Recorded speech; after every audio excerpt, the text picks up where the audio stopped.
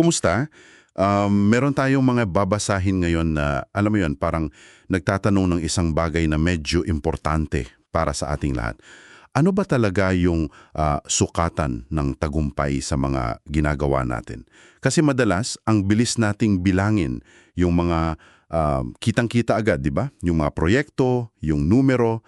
Pero based dito sa mga pinag-usapan natin, paano kung ang tunay na epekto hindi pala yung spotlight sa iyo ngayon, kundi yung mga ilaw na nasindihan mo sa iba para magpatuloy sila kahit wala ka na?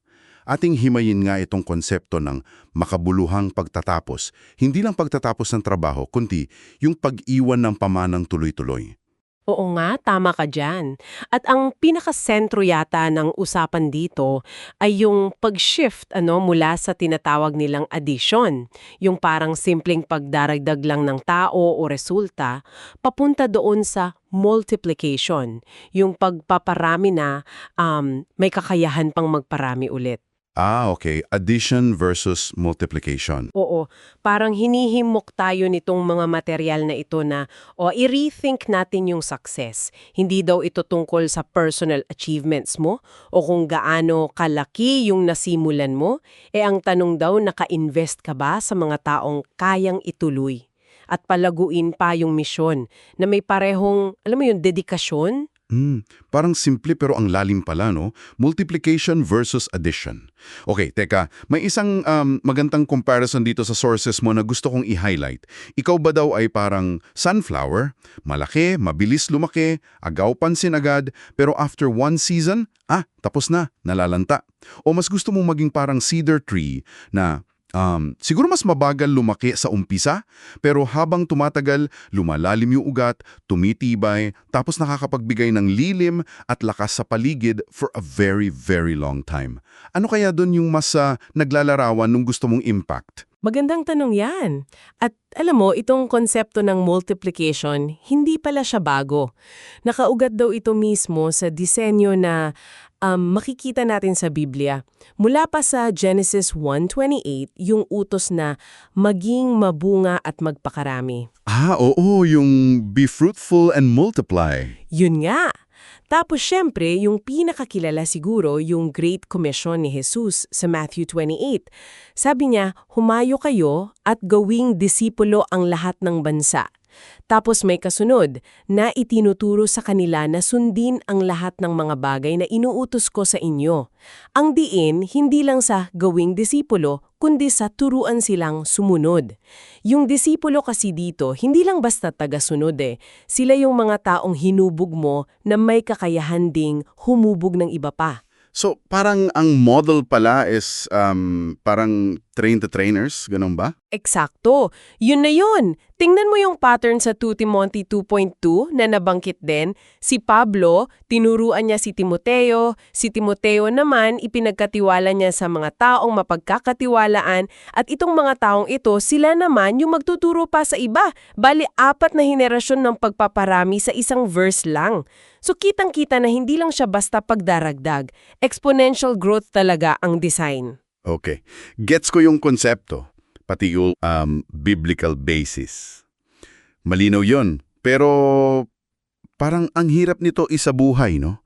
Lalo na sa, alam mo na, kultura natin ngayon na parang gusto lagi mabilis yung resulta, yung nakikita agad.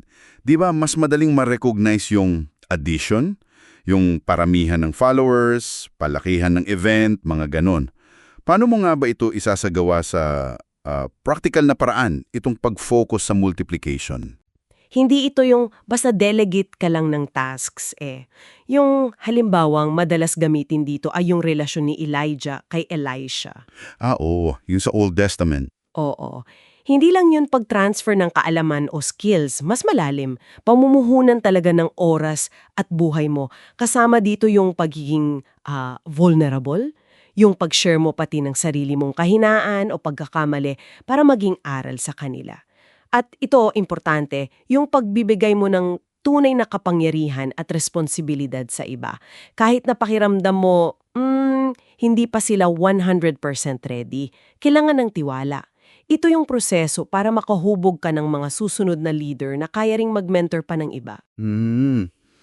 Pag-invest ng oras, vulnerability, tapos pagbibigay kapangyarihan, medyo mabigat nga to. Ano ngayon yung magmo-motivate sa isang tao para piliin itong mas mahirap na daan, yung multiplication kesa dun sa mas mabilis na addition? Ang pinakaugat daw nito, based sa mga binasa natin, ay yung pagkakaroon ng pananaw na pangwalang hanggan, yung eternal perspective. Kasi ang tunay na sukatan daw ng tagumpay, hindi yung papuri dito sa lupa, hindi yung recognition, hindi yung laki ng organization mo o followers. Ang pinaka-importante daw ay yung pagkilala na manggagaling mismo sa Diyos, sa dulo ng lahat.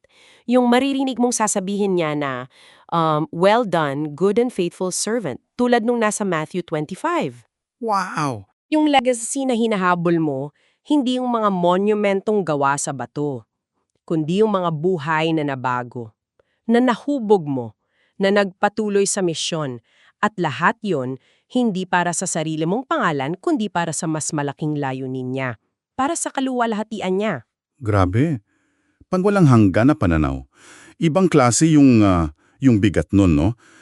So kung isipin mo, parang binabago nito yung definition natin ng urgent versus important, di ba?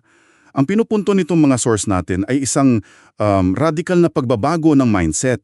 Mula sa pagiging abala sa mga panandali ang resulta, patungo sa pag-iisip tungkol sa pangmatagalang pamana. Mula sa pagsukat ng sariling galing, patungo sa pagsisikap na maparami yung kakayahang yon. Sa iba, ang tunay na pagtatapos ng mahusay, hindi pala talaga pagtatapos, kundi yung pagsisigurong may mga susunod na magpapatuloy at magpapalago pa. Tama, eksakto. At marahil ito yung mahalagang tanong na maiwan para sa iyong pagninilay, para sa iyo na nakikinig. Sa lahat ng iyong pinagkakaabalahan ngayon sa trabaho mo, sa pamilya, sa komunidad, sa ministeryo, ano ba talagang iyong itinatayo? Isang monumento ba para sa sarili mong pangalan na baka gumuho lang o makalimutan paglipas ng panahon? O ikaw ba ay nag-i-invest sa isang kilusan? Nagtatanim ng mga bines sa puso ng iba na may potensyal na lumago, mamunga at magpatuloy ng pagpaparami kahit na matagal ka nang wala. Anong uri ng ani ang inihinda mo para sa mga susunod na henerasyon? Yan ang magandang pag-isipan.